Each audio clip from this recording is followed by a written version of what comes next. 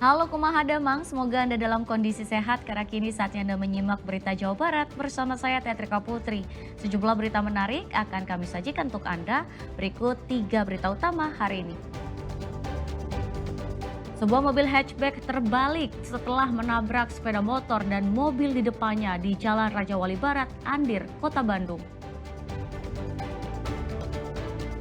Gara-gara sakit hati tak direstui, seorang pria menyebarkan video asusila bersama sang kekasih. Penghasilan suami dianggap tak cukup, seorang istri nekat jadi kurir sabu-sabu.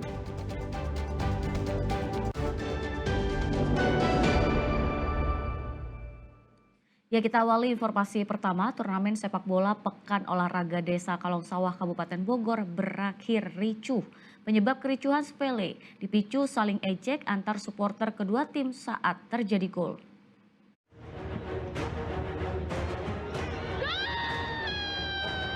Selebrasi gol yang terjadi saat pertandingan sepak bola antara rukun warga 01 dengan rukun warga 04 pada Porges Cup di lapangan Kalongsawah, Kecamatan Jasinga, Kabupaten Bogor ini berubah jadi baku hantam dan perkelahian massal. Perayaan gol berlebihan berbuntut saling ejek sehingga memicu kemarahan dan berakhir ricuh. Beruntung kericuhan tidak berlangsung lama, panitia bersama aparat keamanan bisa melerainya.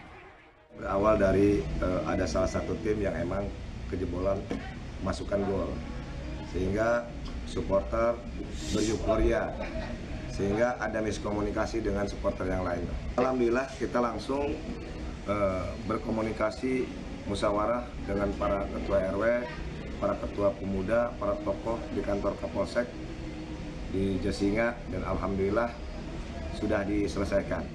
Meski percekcokan selesai, namun turnamen sepak bola antar desa untuk memperingati kemerdekaan Indonesia itu akhirnya dihentikan agar tidak memancing konflik baru.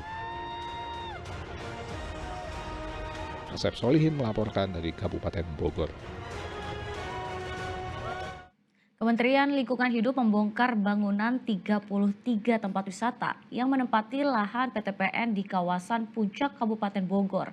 Targetnya 400 hektar lahan milik PTPN akan dikembalikan menjadi ruang terbuka hijau untuk mencegah banjir dan tanah longsor.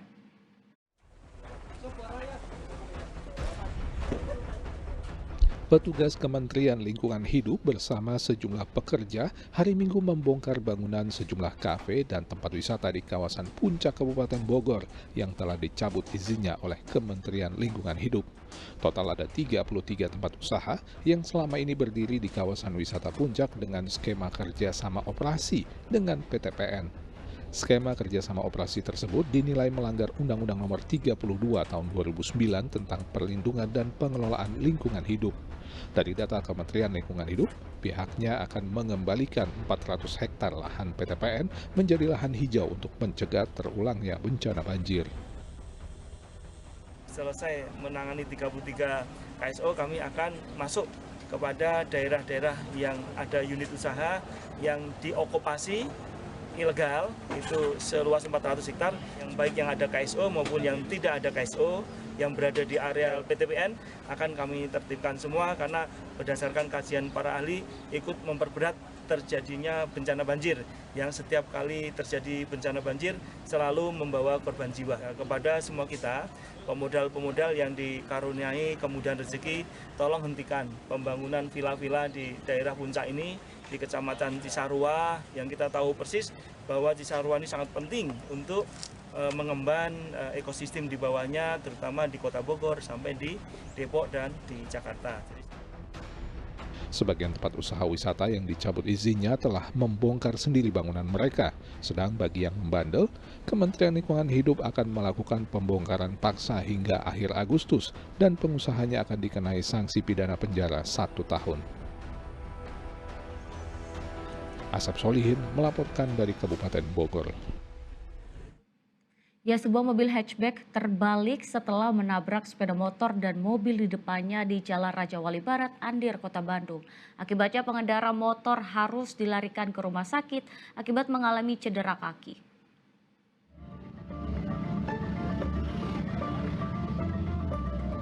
Para pengguna Jalan Raja Wali Barat, Kecamatan Andir, Kota Bandung, Senin siang dikagetkan sebuah mobil hatchback yang menabrak sebuah sepeda motor dan mobil di depannya. Kerasnya benturan akibat tabrakan membuat mobil hatchback tersebut terbalik.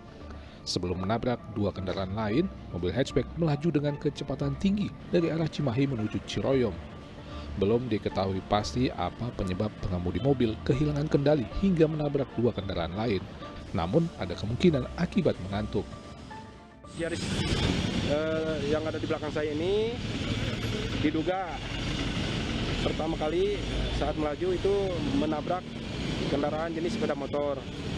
Nah, selanjutnya setelah menabrak sepeda motor tersebut, mobil menabrak kembali mobil jenis Datsun yang tidak jauh posisinya berada di depan sepeda motor tersebut. Nah, setelah menabrak mobil Datsun, mobil terpental ke kanan, mungkin menghindari sehingga hilang kendali. Selanjutnya masuk ke trotoar dan menabrak pohon yang di sebelah kanan sehingga mobil tersebut sampai terguling. Diduga sementara diduga dari pengemudi, mungkin apakah ada ngantuk atau mungkin ada dugaan lain, kita masih belum bisa menjelaskan secara rinci. Akibat kecelakaan ini, pengendara sepeda motor mengalami cedera kaki dan langsung dilarikan ke rumah sakit, sedang pengendara mobil hatchback hanya menderita luka ringan. 3 kendaraan yang terlibat kecelakaan dibawa ke Polrestabes Bandung untuk penyelidikan lebih lanjut. Muhammad Rizal melaporkan dari Kota Bandung. Diguyur hujan deras selama 2 jam, banjir mengepung puluhan rumah warga dan gedung sekolah di Cimahi pada Senin malam. Warga menuding saluran air yang mengecil jadi penyebab timbulnya banjir.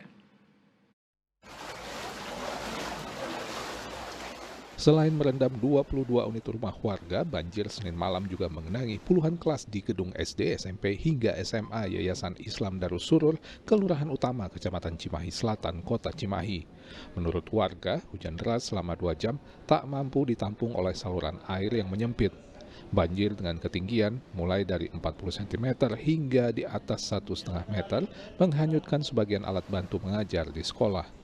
Terutama yang dipicu dengan hujan deras, terutama ya yang di belakang sekolah ini adalah yaitu salurannya juga si tempat air itu dari 2 meter, sekarang jadi penyempitan itu cuma 50 cm.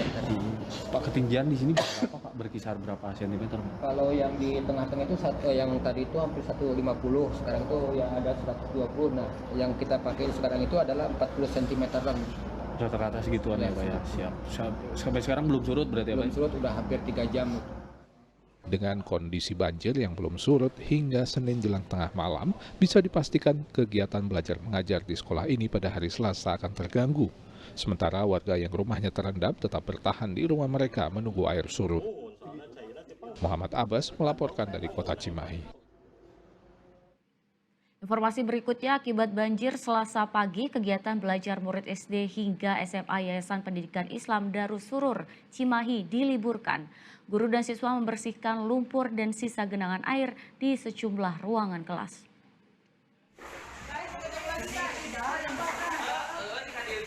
Di aktivitas kegiatan belajar mengajar di Yayasan Pendidikan Islam Darus Surur, Kelurahan Utama Kota Cimahi, Selasa pagi lumpuh. Tidak ada kegiatan belajar mengajar karena ruang dipenuhi lumpur dan air sisa banjir yang terjadi Senin malam. Meski kegiatan belajar mengajar diliburkan, sebagian murid datang ke sekolah dan bersama guru membersihkan seluruh ruangan kelas. Namun sebagian alat tulis dan dokumen sempat hanyut di bawah banjir.